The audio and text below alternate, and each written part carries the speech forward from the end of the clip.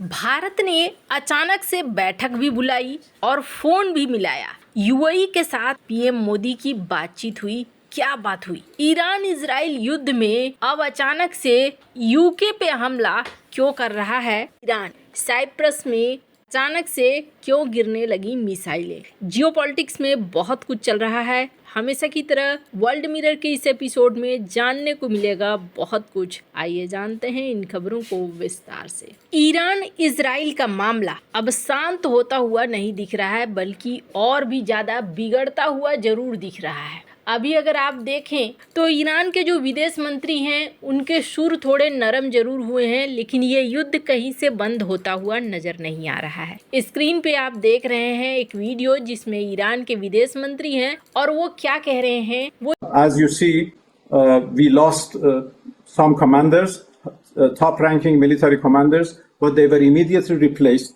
because everything is very well established in Iran. This war would cannot bring about any good result for the other side. There is no victory in this war, and they have not been able to achieve their targets, and they cannot achieve their targets in the coming days. As long as they continue, they cannot achieve anything. तो ये कह रहे हैं कि देखो ये इस युद्ध का कोई विजेता नहीं होने वाला है, फिर भी यहाँ बातचीत की जा रही है। वहीं दूसरी तरफ ये भी देखने को मिल रहा है कि अब इजराइल चूंकि ये देख रहा है कि इजराइल के ऊपर हमले हो रहे हैं या फिर अमेरिका के जितने बेस हैं मिडिल ईस्ट में उन पे हमले हो रहे हैं, तो इजराइल ने उन ठिकानों को और उन वाहनों को निशाना बनाना शुरू कर दिया है जो हथियारों को ले जा रहे हैं। स्क्रीन पर एक वीडियो देखिए। इस वीडियो को जारी किया गया है सेना के द्वारा, जिसमें ये दिखाया जा रहा है कि किस तरीके से हथियारों को ले जा रहा वाहन उसे किस तरीके से उड़ाया गया है। और सबसे बड़ी चीज ये भी देखने को मिल रहा है कि पहली बार इतिहास में आयरन बीम का इस्तेमाल करना इजराइल ने शुरू कर दिया है। स्क्रीन पर आप देख रहे हैं इजराइल वॉर रूम से इसे पोस्ट किया गया और कहा गया कि ये हिस्टोरिक है। पहली बार ऐसा हुआ है जब इजराइल ने आयरन बीम का इस्तेमाल करना शुरू कर दिया है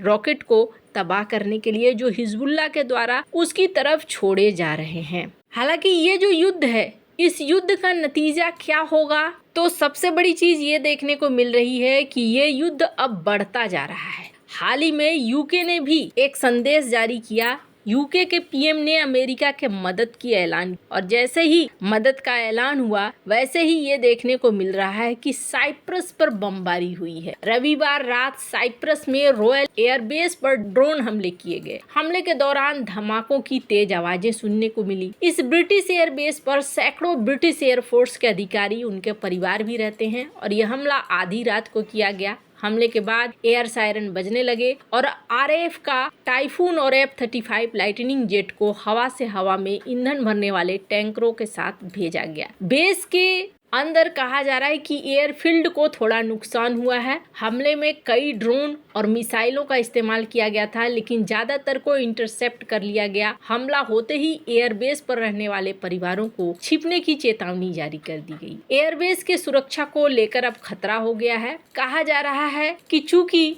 ये जो बेस है काफी सही जगह पे है जहां से मिडिल ईस्ट के लिए एक्शन लेना आसान बात था। साइप्रस बेस में ब्रिटिश सेना के 800 से ज्यादा परिवार, 3000 से ज्यादा कॉन्ट्रैक्टर रहते हैं। इस बेस का इस्तेमाल यमन, इराक, सीरिया पर हवाई हमलों के लिए लॉन्च पैड के तौर पर किया गया था। और 7 अक्टूबर को हमास के आतंकी हमलों के बाद गाजा में बंधकों के निशान ढूंढने के लिए स्पेशल फोर्स के जासूसी प्लेन वहां भेजे गए थे। ब्रिटिश एयरफोर्स के टाइफून फाइटर जेट और F-35 लड़ाकू विमानों को यहाँ रखा गया था। मतलब क्या हुआ? मतलब ये हो गया कि एक और देश इस युद्ध में शामिल हो गया। अब इन सब के बीच में लोग सवाल कर रहे हैं कि भारत कहाँ है? भारत अभी तक कुछ क्यों नहीं कह रहा है? तो पहली बात, पीएम मोदी का एक ट्वीट आता है जिसमें वो यूएई के राष्ट्रपति से बातचीत करते हैं। उन्होंने कहा कि मैंने फोन पर बातचीत की। पीएम मोदी ने यूएई पर हुए हमलों की कड़ी निंदा करते हुए जान माल के नुकसान पर गहरा शोक व्यक्त किया। साथ ही उन्होंने यूएई में रह रहे भारतीय नागरिकों की देखभाल के लिए शेख मोहम्मद का धन्यवाद दिया। प्रधानमंत्री ने कहा कि भारत इस कठिन समय में यूएई के साथ एकजुटता के साथ खड़ा है। पीएम मोदी ने क्षेत्र में तनाव कम करने, शांति, सुरक्षा और स्थिरता बनाए रखने के प्रयासों का समर्थन करने की बात को दोहराई है। अगर आप देखेंगे तो उन लोगों की तरफ से भी कई एक्सपर्ट हैं, पत्रकार हैं, जिन्होंने भारत को धन्यवाद दिया है। अब यूएई के ऊपर करीब 137 बैलिस्टिक मिसाइलें, 209 ड्रोन यूएई की ओर दागे गए। इनमें से 132 मिसाइलें नष्ट कर दी गई हैं, जबकि 5 समुद्र में गिरी है। 209 ड्रोन में 195 को इंटरसेप्ट किया गया और 14 ड्रोन देश के अलग अलग हिस्सों और जल क्षेत्रों में गिरे हैं, जिससे कुछ नुकसान हुआ है। दुबई सरकार का कहना है कि 2 मकान के आंगनों में गिरे हैं, जिससे 2 लोग घायल भी हो गए हैं। अब मिडिल ईस्ट के देश ये गुस्सा हो रहे हैं ईरान के ऊपर और इनका कहना है कि आप अपने युद्ध में हमें खींचने की कोशिश कर रहे हो, ऐसा क्यों कर रहे हो, और ये गलत है। जैसे एक वीडियो भी सर्कुलेट हो रहा है, इस वीडियो को देखिए, जिसमें कहा जा रहा है कि कुवैत में F-15 विमान को मार गिराया गया है। और ईरान का जहां तक कहना है, ईरान के जो नए लीडर हैं, जिनको तुरंत से रिप्लेस किया गया है, मारे गए हैं बहुत सारे कमांडर, लेकिन ये बहुत तेजी से रिप्लेस भी कर रहे हैं। पर ये युद्ध ईरान अभी खत्म करने के मोड में नहीं दिख रहा है। वहीं दूसरी तरफ ईरान के एक मंत्री से जब भारत के पत्रकार ने पूछा कि अच्छा आप भारत से क्या चाहते हैं, तो इन्होंने कहा कि हम लोग देख रहे हैं भारत इजराइल की तरफ बहुत ज्यादा जा रहा है, जो ठीक नहीं है। भारत को इजराइल की तरफ नहीं जाना चाहिए। वैसे बहुत सारे लोग अभी तक ये सवाल कर रहे हैं कि पीएम मोदी ने ईरान के राष्ट्रपति से बातचीत नहीं की या फिर ईरान को लेकर कोई बात नहीं हुई है। तो वैसे आपको बता दूं, यहाँ पर थोड़ी सी गलती है। पहली बात तो ये, भारत के विदेश मंत्री ने ईरान, इजराइल सभी से बातचीत की है। और जहाँ तक बात है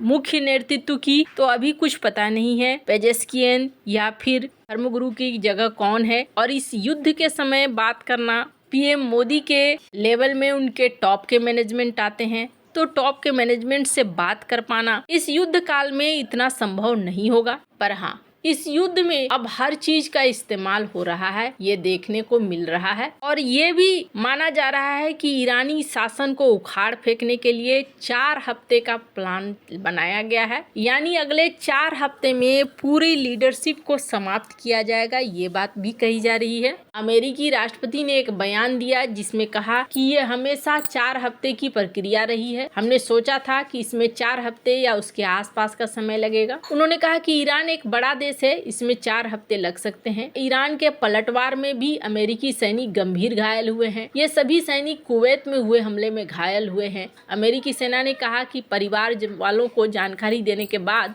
शहीद सैनिकों की जानकारी उनके तस्वीरों के साथ जारी की जाएगी। डोनाल्ड ट्रंप ने एक चीज तो बता दिया कि हमारा मकसद बहुत मजबूत है और हम 1 महीने तक इसे चलाएंगे। हमने आपसे वादा किया था, मैंने ये वादा पूरा किया, अब आपकी बारी है। ट्रंप ने एक सिचुएशन रूम बनाया है। ट्रंप यहीं बैठकर ईरानी सुप्रीम लीडर अयातुल्लाह खामनेई को मारने के लिए चलाए गए अभियानों को देखते हैं।